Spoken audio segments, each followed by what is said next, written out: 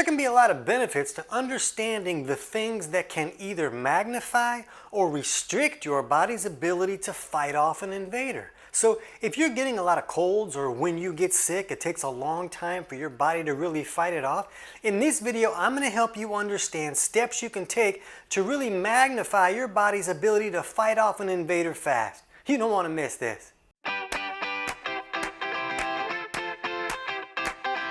T.C. Hale is not a doctor and does not claim to be a doctor or licensed in any type of medical field. Don't be an idiot and use anything heard on the show as medical advice. This information should be used for educational purposes only, and you should contact your doctor for any medical advice. Now get off me. So when we're talking about getting over a cold, we're talking about your body's ability to fight off invaders. And for the past few years, there are some words that will really get flagged on the internet when you use them. So I'm going to use security system when I'm talking about the system in your body that is used to fight off invaders. And we can really be talking about any type of invader here. And that doesn't mean that the things that we'll talk about here are going to eliminate every single invader immediately. But this is important to understand when we're looking at the body's ability to fight off any type of invader. And I'm not a doctor, I'm not giving any medical advice, and the information that I'm going to share with you here, we learned from a lecture from Mark Anderson, where he was kind of going over the things that Dr. Royal Lee discovered about how the body's security system works and things that can really maximize its ability. And so we've been using this information for decades with our clients, and it works really well. And when you can help the body be set up to optimize how it's functioning when it comes to invaders, it can really reduce how long a cold could last or how often a person might get a cold. So these are great things to know. And one interesting thing when we talk about some of these things is you can really see this example when you look at a person who gets cold sores. And we know that cold sores come from this herpes invader that comes into the body, and they just say, well, you always have this invader now, but different things can dictate whether you're going to have some type of breakout or not. And the reality is that when the body is set up for the security system to be working correctly, the person doesn't get a breakout and everything is just fine, and the body keeps that invader in check. But when some of these things that we talk about get elevated or out of whack a little bit, all of a sudden the security system is not working as well, and this person will have a breakout because this invader that's in the body is starting to flower and it has the ability to kind of get out of control. So that's kind of what we're looking at when we're looking at any invader. We're looking at the fact that why does one person get really sick and one person has a little bit of a sniffly nose for a half hour and then they're fine. So it usually has to do with that person's ability to have their security system working correctly or not. And the most important factor when it comes to this seems to be about the body having enough calcium at the tissue level. So there's a lot of calcium in the body. There's calcium in our bones. There's calcium floating around in the blood. Calcium is all over the body, but it's the calcium in the tissues that seems to have the ability to trigger that security system and let them know that there's an invader. And if there's not enough calcium at that tissue level, the security system doesn't get alarmed. It doesn't get triggered. It doesn't get told that there's an invader, and then the invader can really thrive and create a lot of trouble. So it can be important to understand what could cause problems with calcium at the tissue level. And the most common issue are things that will pull that calcium out of the tissues. And eating too many carbs or sugars is a really big problem. Calcium likes to follow sugar, just like you would follow an ice cream truck when you were 8 years old. The calcium will follow sugar. So if somebody's eating too many carbs that are turned into glucose or too much sugar, that can cause too much of that calcium to then leave the tissues, and that can turn off the ability to trigger that security system. Too much vitamin D can also do the same thing. So just like sugar can pull too much calcium out of the tissues, so can too much vitamin D. And we're going to talk in just a minute about how vitamin D is so crucial to bring calcium into the system at all. So it can be a little bit confusing, but a lot of the world out there is kind of viewing it like, oh, well, vitamin D helps lift calcium levels, so we just need to take pounds of vitamin D at a time because that's helpful for calcium. But the reality is that too much vitamin D can pull too much calcium out of the tissues. It's taking it out of where it really needs to be. We look at these blood tests and say, oh, here's our calcium levels, and now we're going to use a whole bunch of vitamin D, and we'll check our blood tests again, and oh, the calcium is higher, so that's really great. But the reality is that vitamin D helps us pull calcium out of the intestinal tract into the bloodstream so that the body can use it. So it's really crucial. We have to have vitamin D for that to work correctly. The problem is when we use these really high doses, like a lot of people are telling us to use, it not just pulls calcium out of the intestinal tract, it can pull calcium out of everywhere, out of all the tissues, even out of the bones, and hold it in the bloodstream and make that blood calcium retentive so that the calcium can't get to those places where it needs to be. So too much vitamin D can be just as problematic as somebody not having enough vitamin D. Another issue is digestive malfunctions. If someone is having any type of digestive symptom at all, like burping or bloating or acid reflux or constipation or diarrhea or nausea, or maybe food just kind of sits there like a rock in their stomach for hours at a time, or even acne or skin type issues, all of those are signs that digestion is not working correctly. And if someone can't truly digest their food and really break it down the way that it should be broken down, they can't access the minerals that are in the foods that they're eating. And the body needs a lot of minerals to function correctly. So if those minerals are not coming into the system because the person can't digest their food correctly, the body's going to be like, oh, sorry, I need these minerals. I'm going to go ahead and shop at the 7-Eleven and get them right now. And the 7-Eleven that it's shopping at is you. It will break down your own tissues and even organs to access the nutrients that it's not getting. So the body could be pulling other minerals and nutrients out of the tissues to utilize those nutrients, and calcium will come with that. And then it uses these nutrients and the calcium just gets dropped out, so now there's not enough calcium at the tissue level. So if there's digestive malfunctions going on, those need to be corrected to make sure that the body can have enough calcium at that tissue level for the security system to be triggered. Now, peeing out too many minerals can be another problem for some people. If insulin is very low, either because maybe a person's insulin is overreactive and they're dealing with hypoglycemic type issues, or maybe a person's on a very low carbohydrate or a carnivore type 0 carb type situation where they're really bringing insulin down for other health benefits. There can be a lot of health benefits that come from bringing insulin very low down like that. But for some people, that will cause them to pee out too many minerals. So if they already had a lower mineral level, maybe because they're having these digestive malfunctions, and then they bring insulin way down, well, they're going to pee out the small amount of minerals that they have, and then the body's going to have to go looking for those minerals, and it might pull a lot more out of that tissue level. So one thing that we can do is we can look at our urine pH. At least 2 hours after a meal, but not first thing in the morning.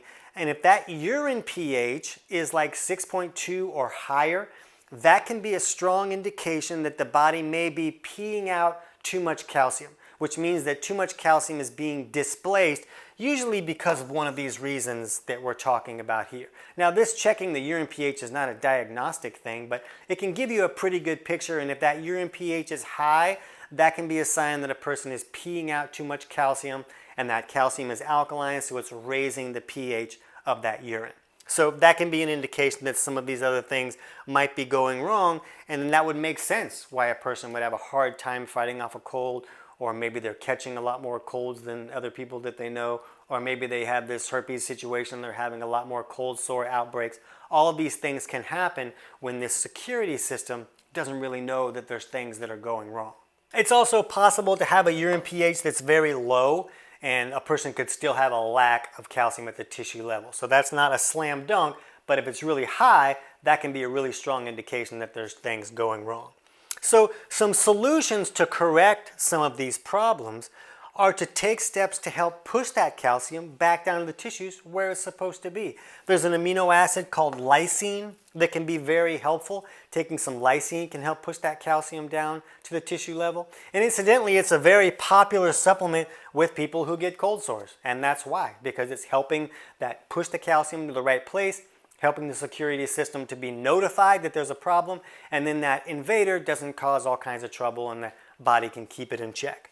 Fatty acids can also be helpful in pushing that calcium back down the tissues, like omega-3s, fish oils, those types of things. We don't like to use a ton of fatty acids. We're not huge fans like everybody else seems to be, because using too many has the ability to push a person a little more on that insulin resistance side.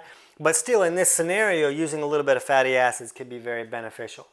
Vitamin K2 is also very good, and that's why we hear so much about, well, if you're going to use vitamin D3, you really want to use K2 as well, because that helps push that calcium back down into the bones and back into other places where it's supposed to be.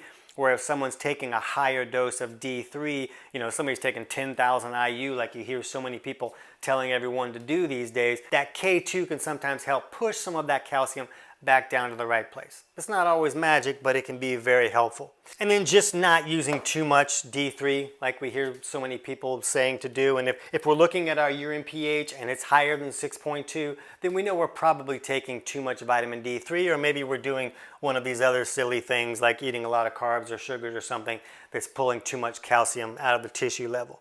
And we may need to reduce the amount of carbs or sugars that we're bringing in. And we also need to fix any of these digestive malfunctions that may be causing the body to strip its own tissues to gather these minerals and nutrients that it needs.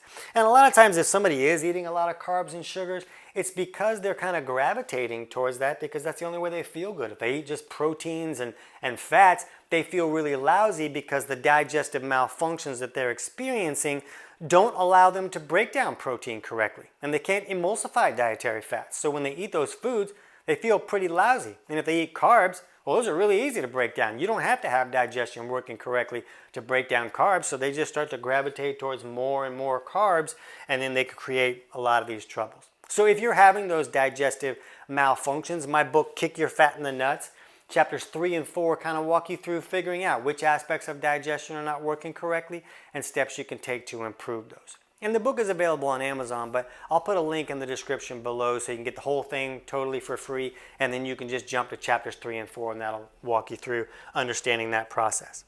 So some other steps that can be very helpful when you're looking at helping the body fight off invaders is using some type of whole C supplement. So it's like a whole food form of vitamin C, not like ascorbic acid or some kind of rose hips or something. We like to use vitamin C that's from a whole food source so that you're getting that whole C complex. The body really needs the whole C to be able to use vitamin C to fight off invaders. And it's a very important part of fighting off invaders. It's almost like the bullets for the gun. A lot of people will describe it that way. So vitamin C is very important, and humans and guinea pigs and primates are pretty much the only mammals that don't produce their own vitamin C. So we got a little ripped off somehow, but we need to kind of supplement with vitamin C because there's just not as much in our food supply as there used to be. So that can be very important. We use one called BioC from Empirical Labs. I'll put a link in the description below just because I know you're going to want to see what are you talking about when you say a whole food vitamin C. I'm not saying that this particular brand is going to fix all your colds and everything like that. I'm just saying this is what we use, and I know you're going to ask about that. And when fighting off a cold, a person might also use any number of antimicrobials like garlic or oregano oil or all kinds of things. And those are all helpful, but it's more important to make sure that this calcium is in the right place so that the security system can do its job and use those tools correctly. And a person might also want to supplement with a little bit of calcium lactate when they're having a cold or feel one coming on. I don't like to always see people supplement with a whole lot of calcium all the time because too much calcium in the system can create a lot of trouble. But if a person is having digestive issues where they're not really bringing in enough calcium, they can't really break down food correctly, a calcium lactate supplement is pretty easy to assimilate and bring into the system. So if they were using a little bit of calcium lactate and then taking some of these other steps to help push that calcium back into the tissue level, that might help the body know, oh, there's a problem that we need to attack and we need to get rid of this invader. So I might have a client I'm gonna do a little bit of calcium lactate. Let's do some whole food C supplements. Let's also do a little bit of lysine and some fatty acids, maybe a little bit of vitamin K2 and a small dose of vitamin D. Now, there's a lot of circumstances where these would be varied from person to person, and they might want to use more of one of these than another. But this is a good general viewpoint of some things that we can put in the body to help get that calcium in the right place so that the security system even knows that there's a problem. And another really helpful step can be to use some kind of bone broth when you're sick and you're not feeling well. A lot of times a person is, I'm just not hungry, I don't feel like eating, and that's because the body is putting all these resources towards fighting off an invader. And the process of digesting food takes more resources than just about anything that the body does. So sometimes the body be like, yeah, I got a lot going on, don't send anything down here, I don't have the resources to really digest that stuff right now. But bone broth is a great way to access a lot of nutrients without having to break it down. It's already in that liquid form, and those nutrients go right in very easily. So whether a person is lacking nutrients, maybe because they have digestive malfunctions, or the body's just in a place where it's dealing with a major invader and needs a lot more resources, then bone broth can be really helpful in that regard and can speed up the whole process of helping the body get this bad guy out of town. So those are some steps that can be very helpful, and some steps that really help us understand why some people have a harder time fighting off invaders. And maybe a person does great usually, but now all of a sudden I can't do it anymore. What's the problem? Well, maybe you were out at the beach, you got extra sun, maybe you're eating more carbs. There's things that can happen in life that can displace that calcium, and all of a sudden now the body's not so great at fighting off invaders. So I hope that that helps. And right now, since I know a lot of people are going to be like, vitamin D, we hear that you should take pounds of it at a time. You can't be right about that. You can jump over right now and check out that video on who should stop taking vitamin D to gain more insights on how to adjust that for yourself. I can't wait to hear about your results.